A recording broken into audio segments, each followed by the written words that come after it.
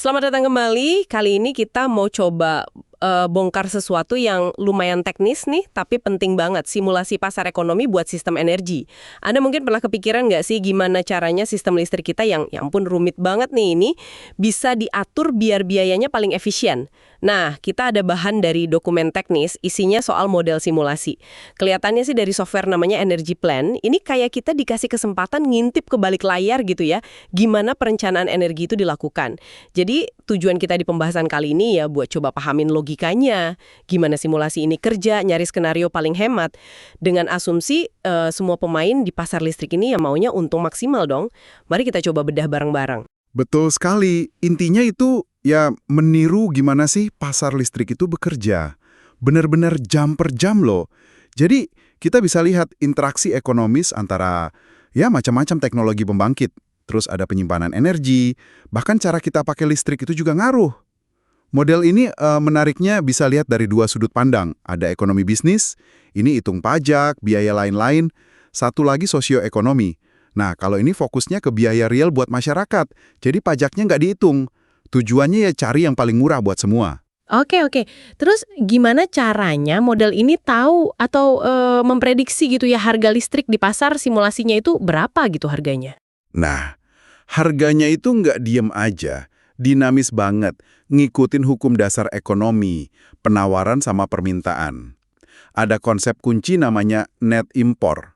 Gampangnya, selisih antara total listrik yang dibutuhin sama total yang diproduksi di dalam sistem pada jam itu.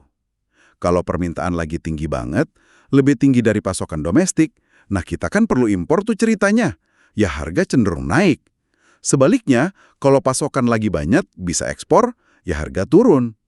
Nah, seberapa besar naik turunnya itu dipengaruhi juga sama elastisitas harga. Maksudnya, seberapa responsif pasar sama perubahan suplai atau demand tadi. Oh iya, model ini juga bisa ngitung semacam titik impas atau produksi seimbang buat unit tertentu. Misalnya pembangkit panas bumi. Ini level produksi di mana harga jual listrik di pasar itu pas banget sama biaya tambahan buat produksi listriknya itu sendiri. Istilahnya biaya marginalnya. Oke. Jadi harga pasar itu bergerak terus ya, tergantung supply demand. Paham. Terus gimana model ini pakai info harga itu? Maksud saya, buat nyusun strategi operasi biar paling murah gitu buat keseluruhan sistem. Proses optimasinya gimana tuh? Anggap aja ini kayak kita lagi nyusun puzzle yang kompleks banget dan berubah tiap jam. Tapi secara garis besar ada beberapa fase utama. Pertama, persiapan dulu. Model nentuin aturan main pasar. Kayak harga listrik di luar sistem kita berapa, elastisitas harga tadi. Terus dia hitung biaya operasional marginal buat setiap unit. Pembangkit, penyimpan, bahkan konsumen yang fleksibel itu juga dihitung. Hitungnya ya berdasarkan harga bahan bakar, pajak, mungkin ada biaya emisi CO2, ongkos variabel lainnya. Oke, persiapan, hitung biaya semua unit. Lanjut. Kedua, ini menarik, optimasi dari sisi permintaan. Jadi model cari cara paling murah buat penuhi kebutuhan listrik yang waktunya bisa digeser-geser. Contoh paling gampang ya ngecas mobil listrik, EV, atau produksi hidrogen. Nah, buat EV yang udah pinter, yang bisa smart charging atau bahkan vehicle to grid, V2G. Oh, yang bisa jual listrik balik ke jaringan itu ya? Iya, betul. Model ini bisa cari jadwal ngecas paling murah buat si pemilik mobil, atau malah lebih canggih lagi, pakai baterai mobil buat jualan listrik pas harga lagi mahal. Tujuannya bisa buat untung atau bisa juga buat bantu ngurangin beban pembangkit puncak yang biasanya mahal banget operasinya. Wah, itu keren banget sih. Jadi keputusan kita kapan ngecas mobil, kalau dikoordinasi lewat sistem pintar gini beneran bisa ngaruh ke biaya dan stabilitas sistem secara keseluruhan ya. Luar biasa. Tepat sekali. Peran aktif konsumen itu potensinya gede banget di sini. Nah, fase ketiga, baru kita optimasi sisi pasokan dan penyimpanannya. Model mulai milih, pembangkit mana aja nih yang perlu jalan. Dimulai dari yang biaya marginalnya paling murah. Biasanya ya, nuklir, panas bumi, terus mungkin CHP, yang pembangkit listrik sekaligus panas itu. Combined heat and power ya? Iya, CHP. Baru deh mungkin yang pakai bahan bakar fosil kayak PLTU batubara. Sambil jalan, model ini juga pastiin kapasitas jaringan transmisinya cukup, nggak kelebihan beban. Sumber terbarukan kayak angin sama surya itu biasanya prioritas utama. Tapi, kalau harga pasar sampai jatuh banget, negatif misalnya, model bisa juga putusin buat stop produksinya sementara. Oh gitu ya, bisa dihentikan juga ternyata. Bisa, kalau memang secara ekonomi lebih masuk akal. Nah, barengan sama itu, unit penyimpanan kayak baterai skala gede atau CESS, CESS itu apa ya? Compressed Air Energy Storage, penyimpanan udara terkompresi. Nah, itu juga dioptimalkan operasinya. Dia beli listrik buat ngisi pas murah, terus jual pas listriknya mahal. Cari untung gitu.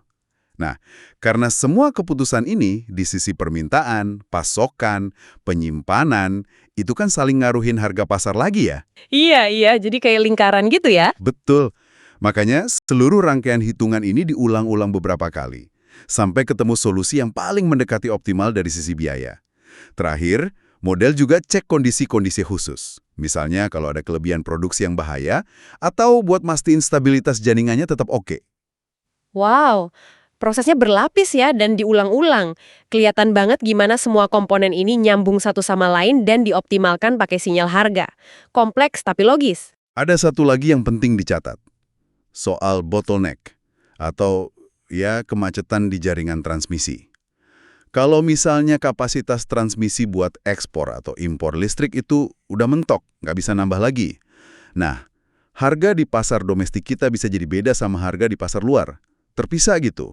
Oh iya, terus gimana? Harga domestik jadinya ditentukan sama biaya pembangkit paling mahal yang terpaksa masih harus jalan di dalam negeri buat nutupin kebutuhan.